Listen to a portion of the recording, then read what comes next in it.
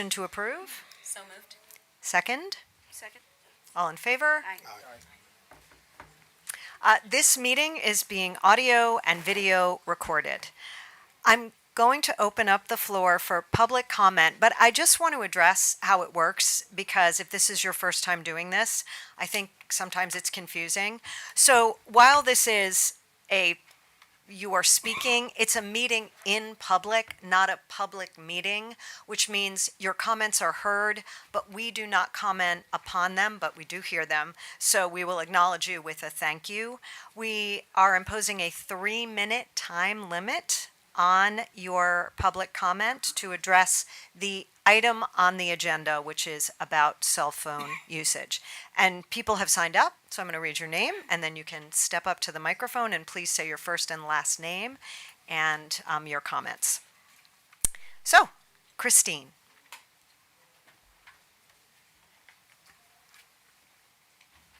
Thank you. Good evening.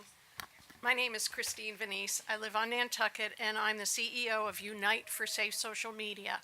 We are part of a national coalition of groups like Phone Free Schools and the Jonathan Haidt Anxious Generation that are working across state boundaries to pass Phone Free Schools legislation. And I wanted to say tonight that Nantucket Public Schools draft policy is the model of best practices across the country. And I'm here to fully endorse and urge your positive vote tonight. From Martha's Vineyard to Boston, students in Massachusetts are already benefiting. What do we know? Based on research to date, phone-free schools provide substantial academic, socioeconomic, safety, and economic benefits for students. Why is an all-day restriction so important? Phone-free schools are likely to reduce distraction and increase student focus. Students receive, on average, 300 notifications a day and spend 90 to 2 hours on their devices in school. Teachers see the problem firsthand. 88% of teachers believe that personal devices make their students more distracted or tired, and we know that focus or attention drives learning. In a 23 NEA study, 72% of high school teachers report devices are a major distraction in classrooms, and 83% support policies that restrict them all day long, bell to bell.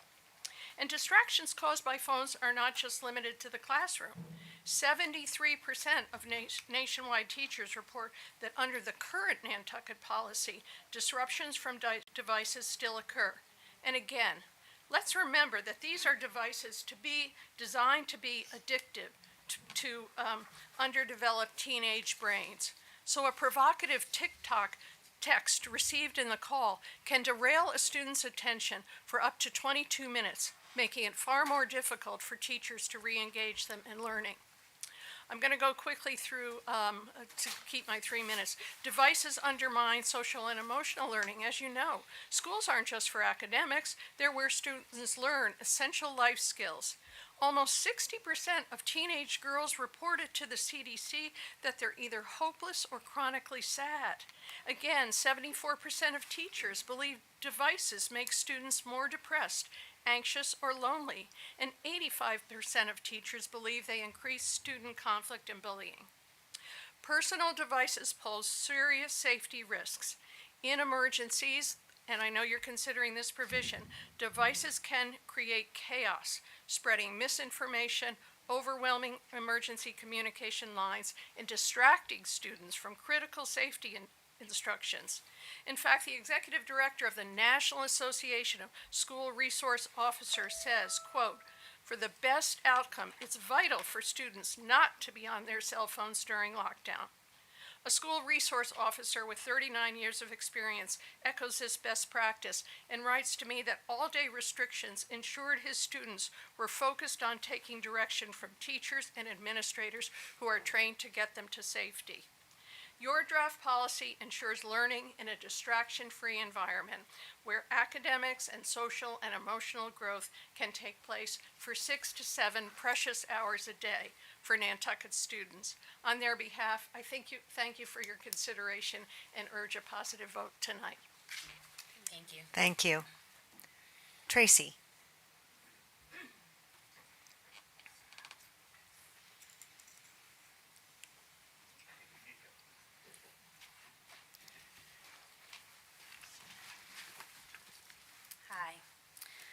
I'm Tracy Malu. I've been an educator for 30 years, 27 of them in this district, and I have worked with all levels from pre-K to 12 over the last 30 years. As an educator deeply invested in the academic, emotional, and social development of our students, I support the implementation of a Way for the Day cell phone policy at Nantucket High School and the broader public school district.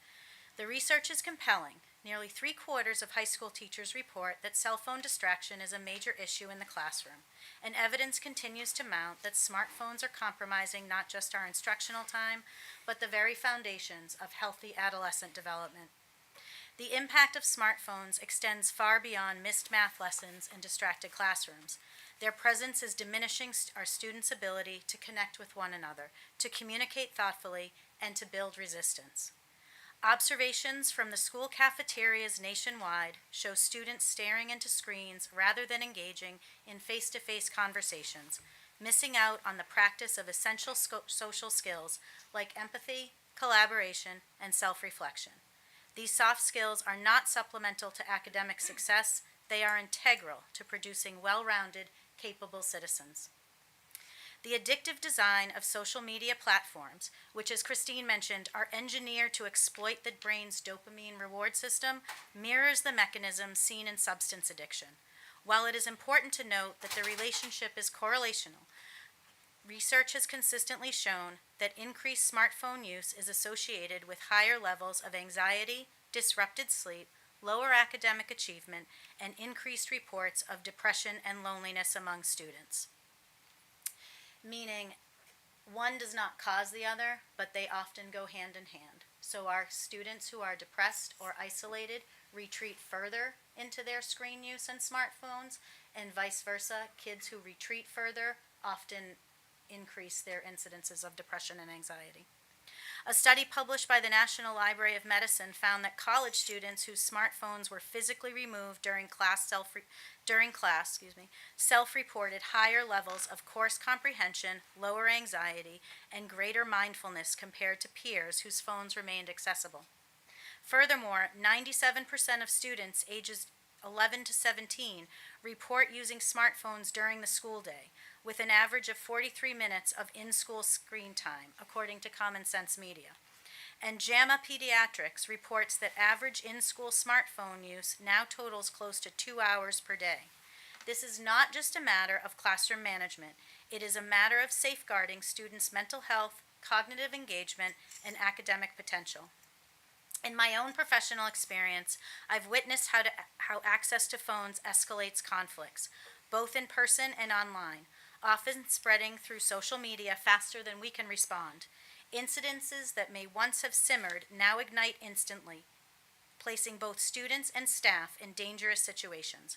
From viral fight videos to meetups organized in bathrooms, the data, including our own eHall Pass system data, confirms that phone access during the school day directly contributes to increased disciplinary issues and safety concerns. We must also acknowledge that while many parents believe they are supporting their child's safety by ensuring that they have a phone during the day, this constant line of communication can often become a source of disruption rather than security. For example, as a second grade teacher, I experienced multiple interruptions to instruction due to a ringing cubby, only to discover it was a parent calling their child to check in during class. While well-intentioned, these interruptions undermine the learning environment and send mixed messages about when and how communication should occur during the school day. According to JAMA Pediatrics, while 66% of parents believe cell phones should be allowed in schools, only 30% of those believe they should be permitted in the classroom. This data highlights a growing recognition among families that boundaries around in-school phone use are not only reasonable, they are necessary to preserve the integrity of teaching and learning. The Away for the Day policy is not about punishment. It is about creating an environment where students can be fully present, in class, at lunch, during recesses, and in their own thoughts. It is about protecting the time, space, and emotional bandwidth that our students need to grow. I urge you, the school committee, as fellow stakeholders, to consider the broad, the evidence-based, and the deeply human reasons to support this policy for the health, the learning, and the future of our students.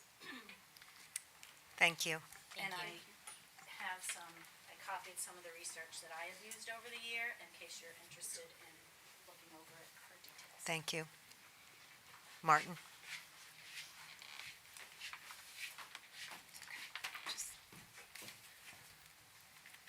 Good evening, Martin Angelov. I'm the Chief Financial Officer at Nantucket Public Schools, but I'm here to speak as a parent. All these statistics are supportive of what I'm going to say as a parent. Personal opinion, I have a 15-year-old who just graduated 9th grade in his first year in high school, and I have a 9-year-old who just graduated 4th grade in Nantucket Intermediate School. I am fully in support of this policy, and I just want to share my observations on my children, who are very much outdoors type of children, as many Nantucket children are. But it's this year probably was the best example for me as to how negatively they are affected by devices. We went on a vacation in February, during which we removed their limits. Probably most parents do have some limitation on certain apps, certain time that they can use them, and then obviously they have to request extension of the time limit if they want to continue using the device. And both my kids continued having their devices limit-free for the next month because we simply forgot to redo the limits. And my son was the first one. The 15-year-old child came to me and said, "You know what? I think you need to put it back. It's too much." He experienced a challenging academically year in Nantucket High School, and I believe that contributed in a huge part to that. From numerous disruptions that happened during class time to other disruptions and preoccupation with the device when he's outside of school and supposed to prepare for classes, it became a challenge. So we reintroduced the limits, and he was able to finish the year in a much better way. My daughter has a device. Hers is an iPad that was purchased a year ago for her birthday. We've always had a limit. She never used it during the school week. It's only allowed on Saturdays and Sundays. And even she came to us and spoke about limits because she was just standing too much in front of it, and her eyes were starting to hurt. So I am fully in support of this policy. I'm just speaking from my personal experience, and I believe the data that we are hearing tonight supports my opinion. Thank you very much. Thank you, Martin. Paige?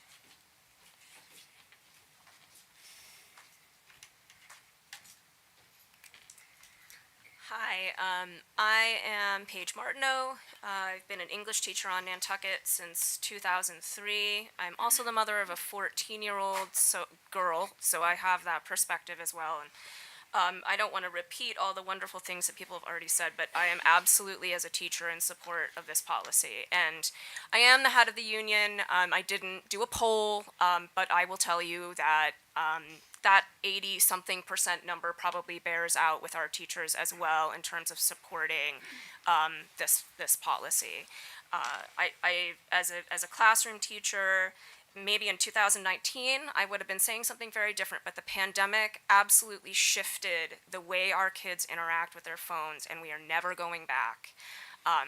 They have a really difficult time controlling themselves around their phones, and that's the reality. Every teacher in our building has some form of a cell phone caddy. It has been an expectation for us to take phones at the beginning of every class, and I can't tell you how awful that experience is, because it makes a teacher into a police officer and not a teacher. So that the first few minutes of class, we are being asked to play bad cop to get kids to put their phones into the caddies. And no teacher wants to be put into that position. And as a result, there are a lot of teachers who do not collect phones because the battle it sours our relationships with our kids. So this policy would make our lives a lot easier and our relationships with our kids much better. We want to focus on educating them. There's so many things going on in the classroom that we have to deal with.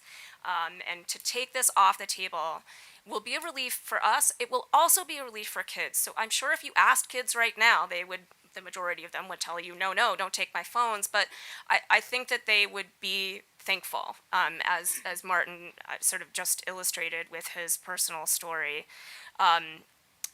When we do take their phones, and I do, I have them hang them up in the caddy. I don't know if you know how notifications come up on certain phones, but the flashlight flashes. And those phones flash nonstop in that phone caddy. They receive that number of notifications. I am not surprised to hear. They have snap streaks to keep going, and every single app with their notifications. Their minds are in that caddy, not on the material and the critical work that they need to do in the classroom. So even when they're in the caddy, they're distracted, and the studies are showing that distraction. Even when you place your phone out of reach or just in another room, you're still thinking, "What am I missing? What am I missing?" And they won't be missing anything if all of them have their phones taken, right? I will say this: I've seen a lot of stuff on social media, about concerns of burner phones and all that kind of stuff. The reality is that we're going to see that, and we're going to address that on a case by case basis. Because if we see a phone out, we know where it's supposed to be, and we address that immediately. And that's our job as teachers, and it's going to happen. It'll probably happen a lot in September, and I'm sure there'll be some working out of the policy in terms of how fast it takes to exit the building and all of those things. But all of those growing pains are absolutely worthwhile. I wholeheartedly support this. One last thing, and I will just mention that we have the Raptor system that we just introduced this year, which allows teachers to say exactly where they are with their students in the event of any kind of incident. And I'm probably out of time, but I'll just tell a quick story. In our lockdown event, which was one of the most terrifying things as a teacher I've ever had to live through, and I was in New York City in 9/11 as a teacher, so that gives you a sense. I mean, we really thought that there were people in our building with guns. And the reason why we thought that is because the kids were receiving texts from friends. There's a man with a gun outside of Miss Mac's room. There's someone with a gun in the gym. It was the police unlocking us. But that spreads so quickly, and that misinformation spreads quickly. So, teachers have Raptor. We will be able to say and mark ourselves safe and where we are. And I think that system is a good one. And I understand the fear of parents not being able to get in touch with their kids immediately, but that system is going to work, and we're training on it and ironing out the bugs there. We worked on it a lot this year with drills, and I'm sure that will get better. So hopefully that eases some parents' worries. Thank you. Thank you, Paige. Jen? Yes.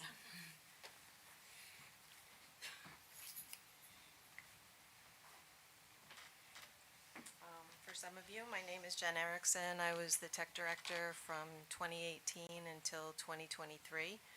A lot of what people have brought up I would have discussed, but I don't need to. The one thing I do want to emphasize, and this goes along with what Paige was saying, is when I got here in 2018, within that first couple of years, we had the mistake lockdown.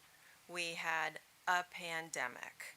We were responsible for getting devices and into every child's hands.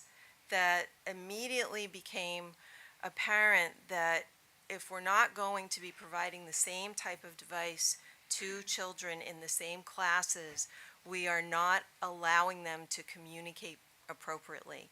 Having some students, especially at the high school level, who were allowed onto the wireless with a brand new MacBook Pro, and a lot of the students had a Chromebook that was provided by the school that could have been 5 years old.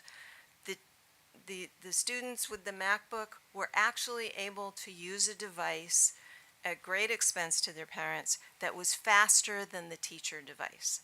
The reason I'm bringing this up is this is about communication.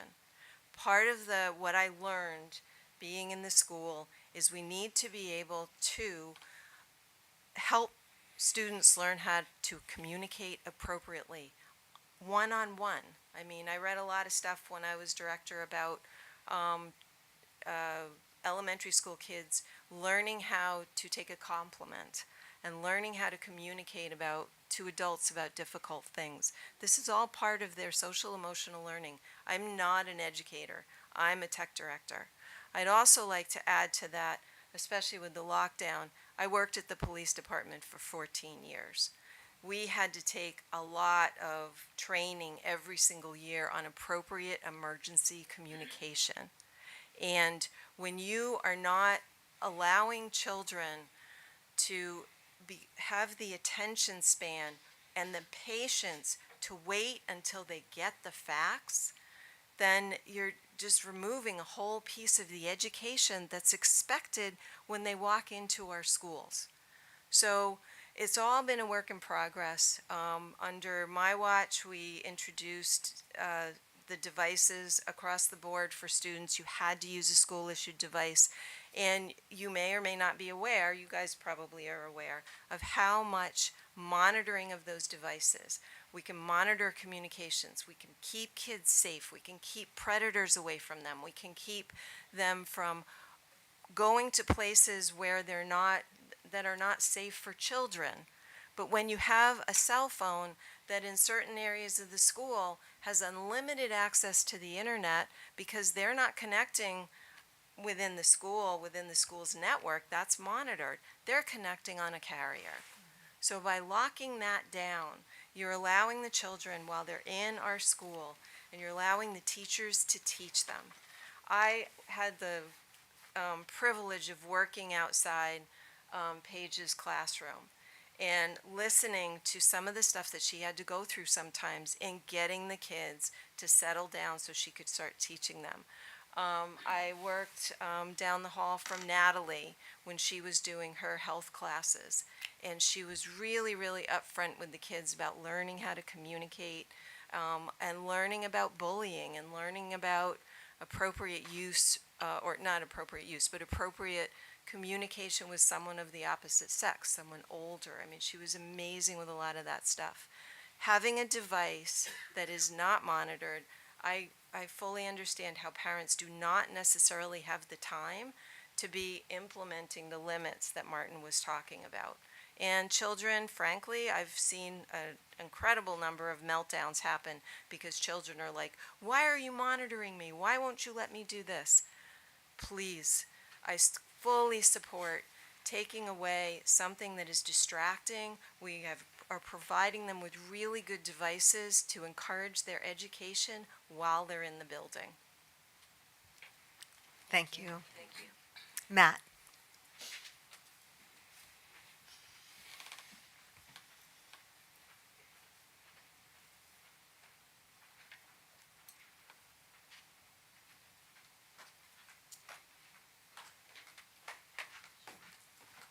Hi, everyone. Matt Tarr, I'm a parent of a second grader at Nantucket Elementary School.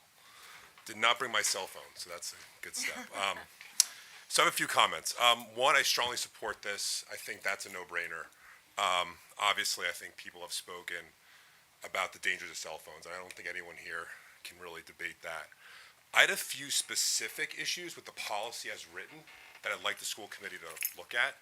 And kind of as I started from the top, I think the first thing that stood out to me was the elementary and intermediate schools were allowing phones to be brought into the school and without any kind of locked yonder bag, which is completely contradictory to what we're telling our middle and high school students. And I worry that that sets a really bizarre precedent for a second, third, fourth grader to be able to bring a phone, put it in their bag, have it beep as somebody told us, and then when you go to sixth grade, you have to put it in a bag. So we're kind of saying it's okay when you're in fourth grade, but it's not really okay when you're in 6th grade or 10th grade. So I think we need a revision on that. I would suggest we ban them exclusively, or they should be checked at the principal's office. The reality is, no one who's in 3rd, 4th, 5th grade should have a cell phone. And that's a different discussion, but I think we could probably pretty much all agree on that. I then go down the list. So the response to violations at the elementary and intermediate schools, after 2 repeat incidents, you lose the privilege to bring your device. Flip to the high school policy, and it's after the 3rd one, then you're in some reformative justice procedure, which I didn't quite understand, but it's very vague.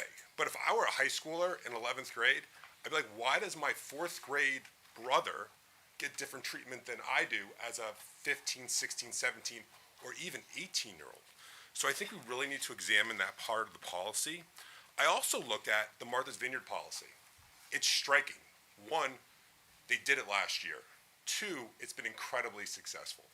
I think if you look at the policy, though, in the disciplinary section, they talk about detentions, they talk about parents picking up the phone, they talk about loss of privilege, and we really don't talk about any of that in our policy, which I think sends this message that we're really not, we want no one to bring a phone, but we really don't care because they're going to have 17 chances to fix it. And I think that's not sending a policy that we as a school district really mean what we say. There's also nothing about if you damage your yonder bag, what the cost of that's going to be. If you break it, what's going to happen.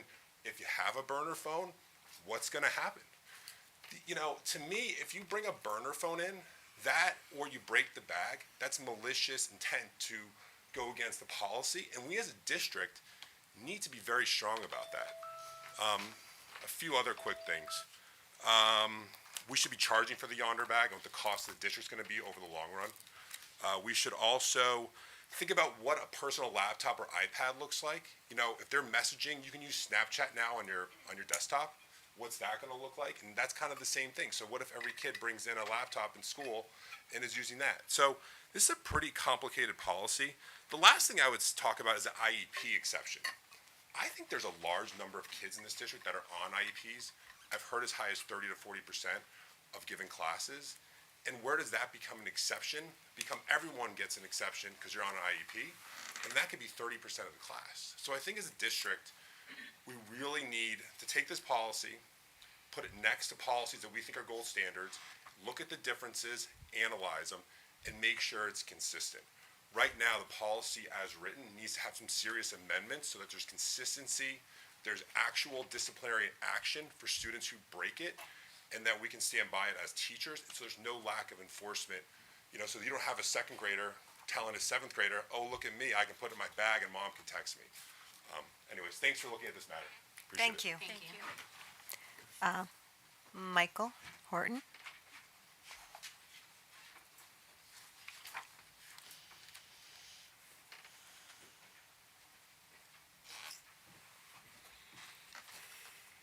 Am I last to speak? No. Okay. How long do you plan on being up there? Start the watch. Michael Horton, Cyrus Pierce Middle School principal. I'm also the parent of a 16-year-old and a 14-year-old. A lot of the things I'm going to say are a little bit repetitive, but I also hope they help to tie some of these different points of view together. I'd like to start with an analogy. 2 years ago, each teacher at CPS was responsible for 5 loaner Chromebooks in their classroom. If students forgot their computer, teachers would spend the first few minutes of class signing them out, and then the last few minutes of the class collecting them back in. Some teachers were more organized than others, and if you weren't on top of it every day, Chromebooks went missing, were damaged, or chargers were stolen. In the end, we realized that teachers were spending 15 to 20 minutes of a 50-minute block of each instructional period on Chromebook supervision every day. This past year, we centralized this process to our CPS front office, and things were much better. Time on learning went up, and for that sole decision alone, I expect that test scores actually just improved. If you read Freakonomics, this is in line with a lot of the points in that book. We've had a ban on cell phones at CPS for years. We have tried the shoe caddies, as Paige Martineau discussed. But once again, it comes down to 100% commitment from the classroom teacher to manage the system. Teachers implement these rules at varying degrees, just like with the loaner Chromebooks. So the Yonder pouches, as we did with the Chromebooks, takes the responsibility off the classroom teacher entirely and will directly increase time on learning since teachers will not be checking phones in and out of shoe caddies every single period.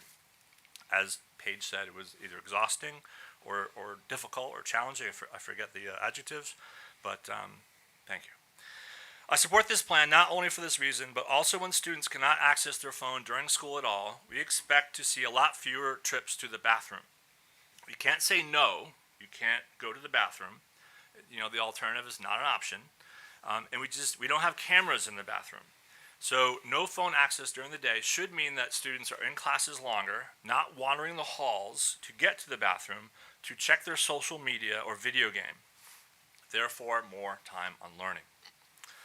Lastly, I called the Martha's Vineyard Regional High School principal. I actually grew up with her in Glastonbury, Connecticut, lived with her in the vineyard for a couple summers, and I trust her judgment. I am glad that MV went first and implemented Yonder pouches this past year, as Matt mentioned. I have some anecdotes to share after talking to Sarah. She said, sure, there were bumps in the beginning, as someone else said. Students faking the pouch being closed. They're pretty fast with their hands, waving it by the magnet but not quite hitting the magnet, using dummy phones, which we already experienced too, and lines at the magnet, which I know people have had questions and concerns about. But a lot less phone sightings and hassles to deal with. You still catch students doing that, and you implement your consequences, as Matt also pointed out, which we have in place. You confiscate the phone, you bring it to the office, parent has to pick up the device. If it's repeated, then the student does have to physically check the phone into the front office. It's hard to keep 363. I've seen it done in post office box cubbies in Washington, D.C., but we do that for 3 or 5 kids this entire year, and that system worked. More importantly, Sarah found that after surveying students at the end of this year, this is what Martha's Vineyard Regional High School found. Students reported less screen time, and you all know you can quickly click that, on your device. Students were more active actually talking to each other throughout the day. I think that's really significant. I should probably just walk away and drop the mic. I have more. Students self-reported feeling healthier. Okay, I don't really need to say anything else. That is enough. Grades went up, cyberbullying went down, and this was interesting. My son, 16 years old, skis at Loon, met some girls from the vineyard, and talked about this, about their experience. And what he heard from other 16-year-olds is the students decided to leave their phones at home or in their cars. Okay, now high school, I get that, and I know our winters are mild, but students figured this out, so they simply wouldn't have to deal with the Yonder pouch. So in the end, the mission is accomplished, and that helps the lines actually get lower. These are part of the bumps in the road that someone talked about that you work through. In terms of not being able to contact students during emergency, as the first speaker mentioned, the first responders will say that this is actually a good thing. They don't want cell networks flooded, misinformation spread, as Tracy mentioned, nor do they want parents showing up at the school further contributing to a panic. Let the trained experts do their job. There's a lot of research linking screen time, as aforementioned tonight, and cell phone use with mental health, and dependencies on social media and video games for teenagers. We've had speakers on Nantucket before over the last 10 years. All very powerful. Screenagers was one, in a series hosted by the Lighthouse School, which I don't remember, but it made me think, walking away, about there are certain times of the day, first thing in the morning, during meals, in the car, at dinner. I think the 5th one was in school. There are 5 times that a student should not be ever on their phone. And that was enough. And I thank the Lighthouse School for hosting that series of speakers. I support this plan. And like Paige, I don't have hard numbers of a poll. It probably is in line with the 80%. So I'm just going to safely say I support this plan, and a majority of CPS teachers do too. Thank you, Michael. Pauline Proch.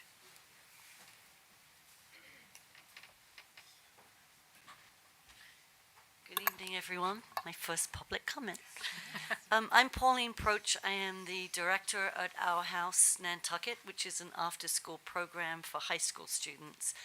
I wanted to come here tonight to please encourage you to vote in the positive for this policy. We allow students to have phones at the house when they come after school, but I have to tell you that we see very, very little usage of phones. The kids, as was mentioned earlier, the freedom, the lightness of not having to be on a phone, they want to be outside, they want to be playing, they want to be communicating face to face with one another. The only time that we do require cell phones to be put in a basket is at dinner. And I wish I could play for you the sound that we have at dinner. If you were given a choice to decide what you were hearing, you would never say it was 25 or 30 high school students talking to one another. It is loud, it is funny, it is great, it is real. Our kids need to have some downtime. They need to be able to critically think. They need to have time where they're not having to feel that addiction of checking their phones. And so I really encourage you, because who I get the complaints about the kids not having their cell phones on are the parents who are trying to tell them, what time are you coming home, or I'm picking you up.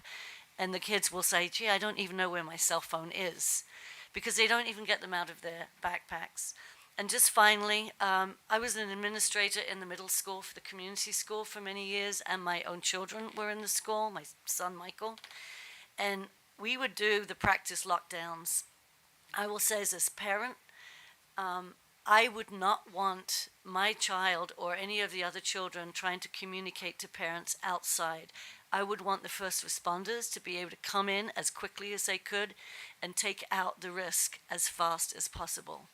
And I think we've seen through experiences that community members, families, parents come together at the school, and I would rather have a police officer focusing on my child's safety than I would in trying to relax and communicate with the parents who have shown up. So a lot has been said. I support everything that's been said, but thank you for the time, and I hope I was under 3 minutes. Thank you, Pauline. Heather Ring.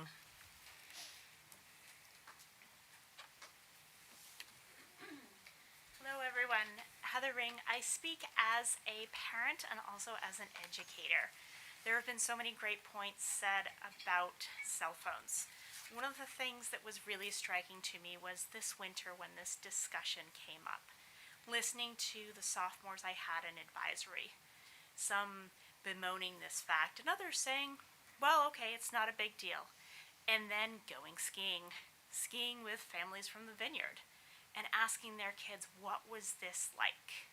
And the kids being very honest in their own language and saying, well, it sucked initially.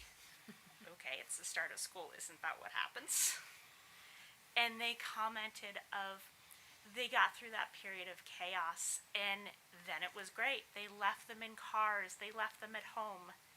They didn't need them. As an educator, the cell phone caddies are the bane of my existence.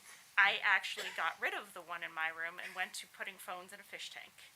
Because there was so much vibration going on. Phones would vibrate out, the rings on it broke, etc. There's so many notifications for these kids. When these kids put their phones away, we all know the data from our district. We have so many English learners here. When the phones go away, everyone talks with each other.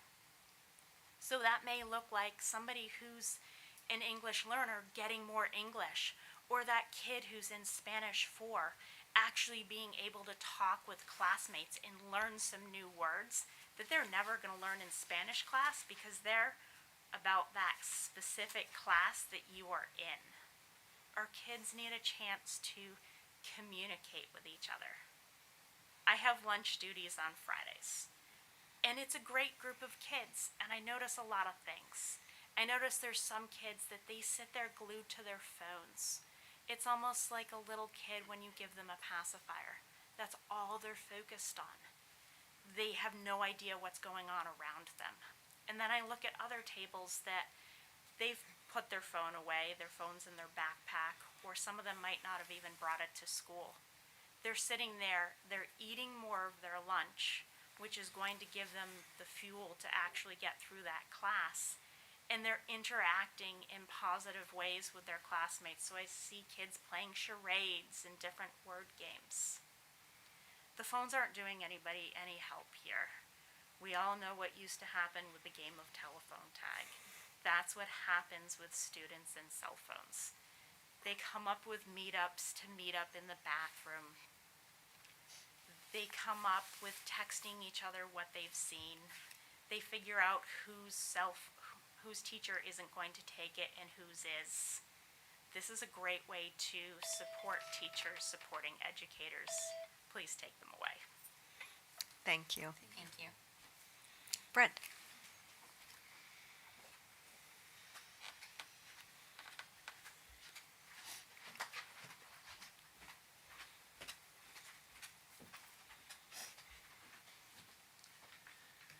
Good evening, everybody. My name is Brent Tartamella. I speak tonight as a parent of a 16 and 17-year-old and a school council member. I'm here in full, that was quick, no, in full support of the proposed cell phone policy for the schools. I mean, so much has been said by people much smarter and knowledgeable than I am, so I'll skew through some of the data here. But I commend the district's clear student-centered mission, of course, which talks about fostering engagement, social development, and well-being. 15 states are already device-free all day long. Hopefully Massachusetts won't be far behind, but we could lead the way. Studies have found test scores rose up to 20% in schools that went to full phone bans. Emotional social development, as we've all heard, takes place when the devices are inaccessible and students can grow from that collaboration. And the mental health perspective, schools using the locking pouches, like the proposed model, saw fewer behavioral issues and improved focus. Principals, kids, I thought this was a good note, principals, kids, and parents of the schools that have enacted a cell phone ban ultimately sheepishly concluded, with a bit of experience under their belt, that it is night and day at their schools. So, and then the other interesting point, too, is it's becoming a huge workforce development issue. Especially because we have a lot of kids who leave here and go directly into the workforce, and young high school graduates have diminished attention spans, and it's really affecting employers' hiring perspective. So we've talked about the safety issue, and I'm thankful that Chief Casper wrote the letter that was up at the entrance. But the executive director of the National Association of School Resource Officers wrote, if students have their cell phones during an emergency, they are the least safe. And as somebody just mentioned, me on the phone with Ryder during a lockdown situation probably isn't going to do as much as an officer trying to shut down the situation. Concerns about emergency contact are valid. But national safety agencies, including the FBI, have warned that phones during lockdowns often cause harm, spreading misinformation, overwhelming networks, even exposing student locations. Trained staff and centralized communication are far more effective than hundreds of students all texting the community. The policy does allow for necessary flexibility, whether for medical accommodations or supervised contact with parents. Its approach to discipline is clear, progressive, and could be tightened up, but it's student focused and it works. The policy supports learning, maintains safety, and helps students stay present in a world full of distraction. Again, just going back to the mission of fostering engagement, social growth, and well-being, the supporting the phone policy honors that mission. So please adopt the policy. Thanks. Thank you. I've reached the end of my list. Is there anyone else here for public comment? All right, before we move on to discussion and votes to be taken. Sorry. Oh, there were, that was quick. There were a number of questions regarding the policy itself. Dr. Hallett, would you like to address? Yes, I can certainly do that. So I took as many notes as possible around this. One of our one of the constituents came up and asked about the policy being a little bit more rigorous, particularly elementary and intermediate. The policy is as it is because students do students do bring phones into school. They are not permitted to take them out at all. So that does not happen. We do have some representatives here from elementary and intermediate who could certainly speak to that if you wanted to say anything. Becky, I'm sorry to bug you. Candace here too. Go next. Thank you. Becky Janda, the principal at the intermediate school. I do think that we have had this policy for a while that students are allowed to bring them but keep them in their backpacks. And I think because we are self-contained classrooms with the same teacher, with the same students, and we lead them in the hallway to lunch, we lead them to specials, we lead them to recess. They don't have that opportunity to kind of take them out and use them. And so it's something where I feel like we're teaching them, like, this is the appropriate way to do it when you're in a public setting. And for the most part, they do it. I think one of the things that we did add last year in our handbook was about the smart watches to make sure that students have that school mode. And so if a student doesn't have the school mode and they are caught using it, it generally is contacting their parent. And so what we do is talk with the student, talk with the parent, and then that watch becomes something they either don't wear or they put in their bags. So I do think a lot of times elementary, middle school, high school, it is different because we're a lot about teaching kids what the rules mean and why we have them. And so a lot of our discipline is progressive and educationally based. And so we're trying to say this is why you don't use it. And we can have those conversations. Counselors can talk with them. We can talk with families. Then if they continue to break that, then yes, they do come to me and we do take it. And then we do have a parent take the phone and say they can't have it anymore. It is very rare that we get to that point. So I think that it's a stepping stone for them to get used to. I'm allowed to have this. It's responsible to have it. When I leave school, Nantucket is one of the greatest place for kids to grow up because they can walk and bike and do all these things they can't do in other places. And so they do need to have that to communicate with their families after school. So I feel like we're starting that stepping stone of how to be responsible. For us to kind of move to, they have to leave them somewhere or something, I just feel like it's more restrictive, and then we're not teaching them how to be independent with it. We're controlling it, and then they get to the middle school and have to kind of learn those steps. So I understand where we're coming from with that, and I think if it was something that we had a larger issue with, then I certainly would want to see about bringing under down to our grade level. As an aside, what I will say is that the issues we have with phones are after school. It is parental guidance and really monitoring after school. Kids are on Snapchat, they're on Twitter, they're on whatever else they're on, and what they're doing is clicking that they are in fact over 13. And so that to us is, those conversations are things we have to have. If issues come about, they're generally things that happen after school, and that's not something that I can 100% control, but it is something that we can educate on. Bring the families in, bring our SRO if we need to, bring the students, bring our counselors in, and educate them. Thank you.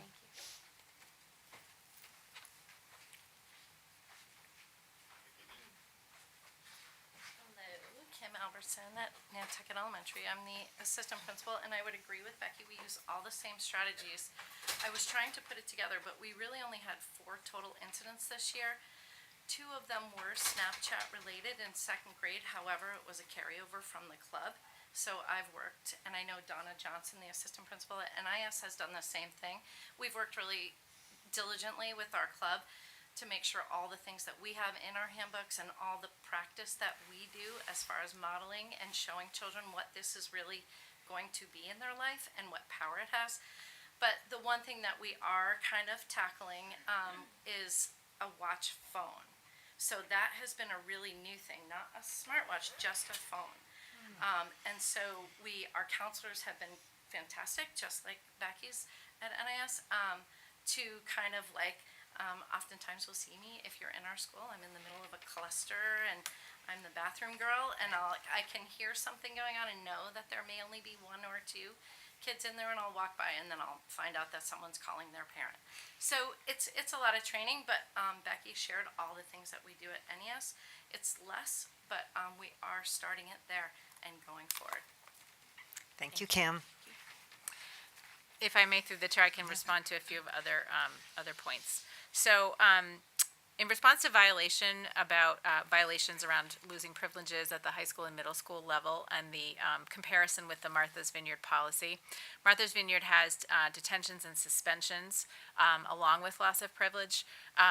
This policy is new to us. We want to try out with the violations and the response to those violations with what we have put in there, because we've done a lot of work around restorative justice, and we feel that we need to teach children high school children, middle school children, how to be responsible, and losing your phone for the day will probably be a pretty deep consequence. If it continues to happen, then we have a parent come in and we say, your child can't have your phone. You've lost the privilege to bring a phone to school.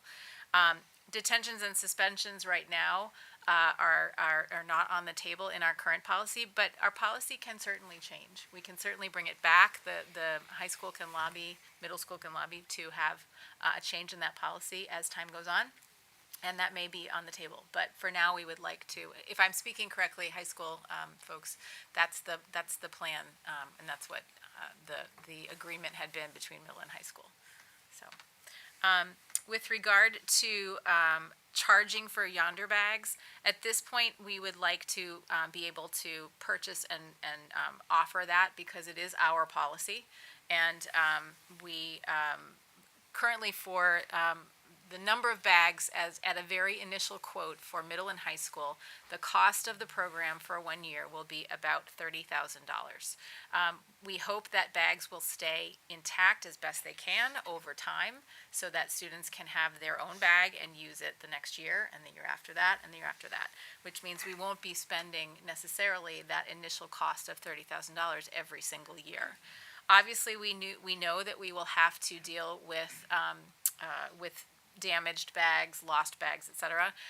That doesn't come into the policy, because the policy addresses the cell phone free space, but not the method of how to get there. So the Yonder piece is all about the method. So that doesn't come into the policy. However, we are working on that with Yonder to understand best how to figure out how to deal with damaged bags, and what that might look like with regard to a violation or a reprimand or a response to that violation.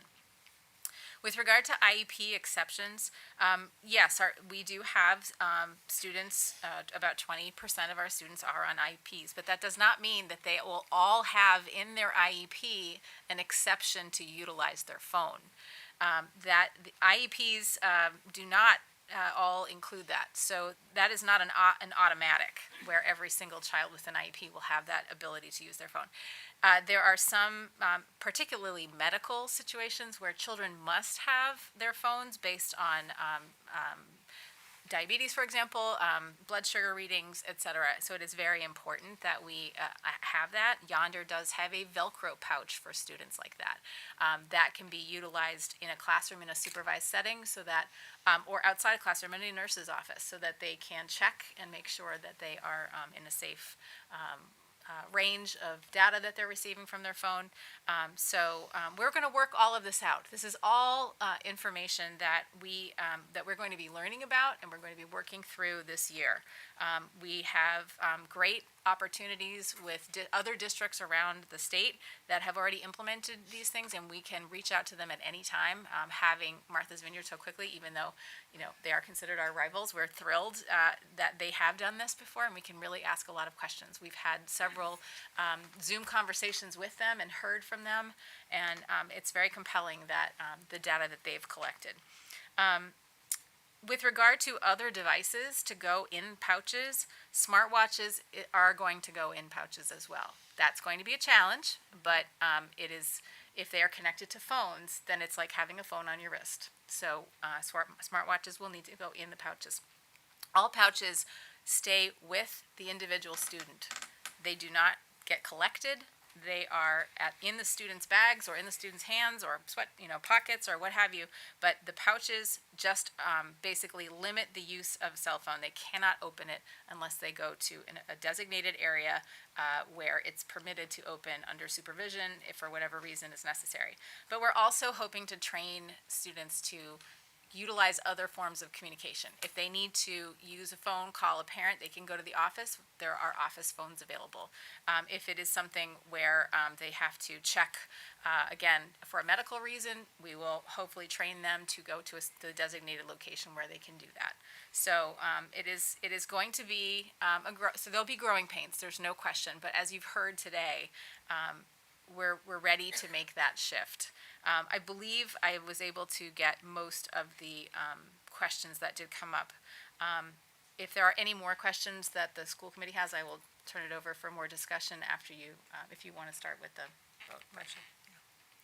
Thank you. All right. Committee discussions and votes to be taken. A vote to adopt policy IJNDD, cell phone and personal electronic devices. So move. May I have all in favor? Aye. Any opposed? Motion carries.